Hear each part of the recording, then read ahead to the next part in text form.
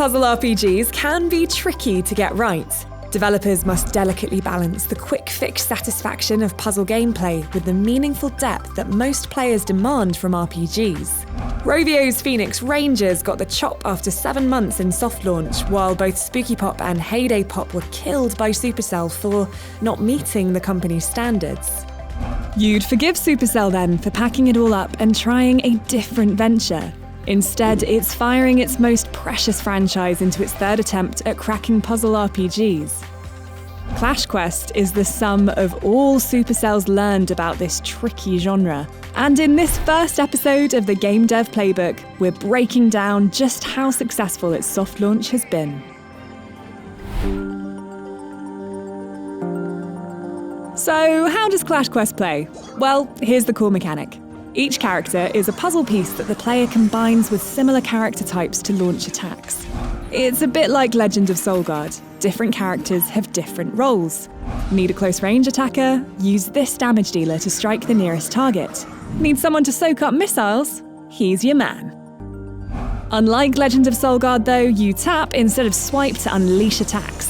Supercell describes Clash Quest as a turn-based tactical adventure strategy game. And that sums it up pretty nicely. The greatest attacks happen when players combine several units into one flurry of strikes using match 3 mechanics. Damage bonuses rack up depending on how many units the player combines, which creates a board management strategy layer that the best will master to deal crushing blows. You'll notice that there are no other players to contend with on the field. Clash Quest doesn't yet have a PvP mode. Instead, its gameplay is PvE with leaderboards, meaning this is your own single-player experience. That's a first for a Clash game. And actually, that's pretty significant because it shows that Supercell is using its Clash brand to try and draw in new types of audiences. Clash Quest is the first of 3 new games set in the Clash universe. Now, it's no secret that Supercell typically has between 4 and 6 games in the works at any given time, so this development hat-trick isn't a huge surprise in terms of numbers, but these 3 titles are special because they represent the franchise that put Supercell on the map.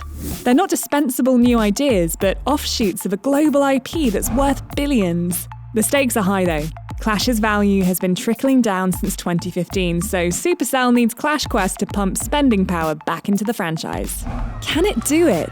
Supercell became a symbol of mobile gaming's innovation and created one of the most influential brands in the industry. So the question now is whether Clash Quest is unique enough to bear that same label.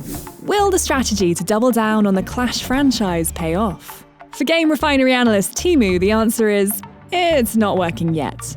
The main problem is that there's not enough variation. While the development team has added different random events that pop up between stages, the core progression is linear. Now that's fairly unique for mobile. Most of the top games unlock new characters, collectibles and equipment randomly using systems like gacha. But in Clash Quest, players earn by chewing through the main mode, Quest. Characters and spells are unlocked only at specific key moments of the progress. The only random element is the equipment that comes from loot boxes, which are earned by completing a stage. This is an odd decision. Pretty much every successful puzzle RPG monetizes using character collection. In the US alone, 56% of puzzle RPG games have 5 or more gachas that churn out new characters to hungry players. Our analysts have theorized that Supercell might be trying a different tact because of the threat from the clampdown on perceived gambling mechanics. Or it might just be that the developers will introduce gachas later in the soft launch.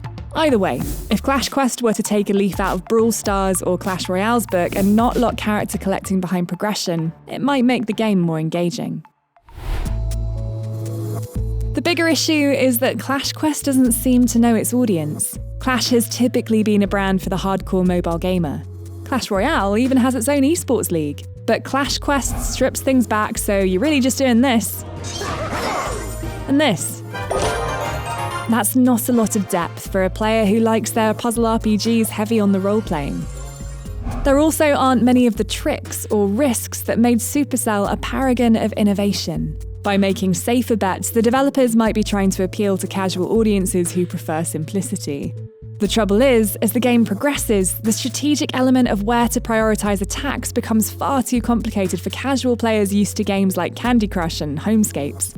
Mid-core players will be crying out for more depth, while casual players of Clash Quest might be overwhelmed.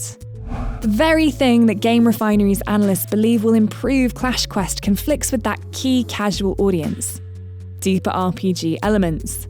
For example, more customizable characters, beyond simple equipment swaps, might deepen the strategic layer but put off casual players who aren't used to balancing stats. Clash Quest is being built from the bones of an established brand, so Supercell needs to consider who its brand appeals to. As Game Refinery analyst Timu says, it's like Disney making some puzzle RPG where the characters are fighting, but that's not where Disney characters are usually seen. Clash Quest is a strategic PvP royale, but you're bringing that trend to puzzle RPGs. It's still a kind of character-based mid-core game, but it's trying to gain an audience that doesn't necessarily like those things.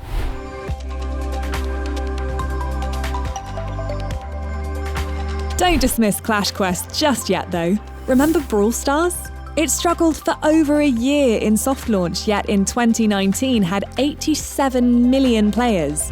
Supercell just needs its pickaxe to strike that unseen gem that sets Clash Quest apart. The core gameplay is fun, and the boss battles add entertaining variation. If the developers continue to tweak and sharpen the mechanics, it might find a whole new market. But if they don't, well, while Supercell does develop many ideas at once, it isn't afraid to axe games in soft launch thanks to the studio's ethos that lessons can be learned for other projects. Brawl Stars game lead Frank Kienberg once told GamesIndustry.biz that failing and making a mistake is not the same. Game Refinery will be watching closely to see where Clash Quest's journey leads, and next episode we'll be sifting through the ingredients that make up AFK Arena.